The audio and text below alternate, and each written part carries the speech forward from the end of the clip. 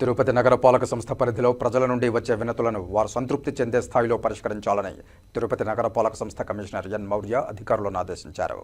బుధవారం తిరుపతి నగరపాలక సంస్థ సమావేశ మందిరంలో వివిధ విభాగాల అధికారులతో ప్రజా ఫిర్యాదుల పరిష్కార వేదిక, రోడ్ల మరమ్మతులు, పన్నుల వసూళ్లు, మురుగునీటి కాలువల నిర్మాణం, పారిశుధ్యం, అధికారిక నియామకాలు తదితర అంశాలపై సమావేశమై సమీక్షించారు.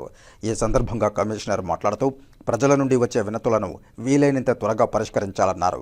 నగరంలో పారిశుధ్య పనులు మరింత మెరుగ్గా చేపట్టాలన్నారు. ఇందుకోసం పారిశుధ్య విభాగ అధికారులు, సిబ్బంది ఓ ప్రణాళిక ప్రకారం ముందుకెళ్లాలని సూచించారు.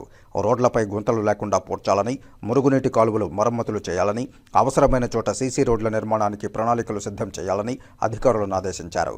నగరంలో అనధికారిక నిర్మాణాలు జరగకుండా ఎక్కడ పడితే అక్కడ ఫ్లెక్సీలు ఏర్పాటు చేయకుండా చూడాలని టౌన్ ప్లానింగ్ అధికారులను ఆదేశించారు.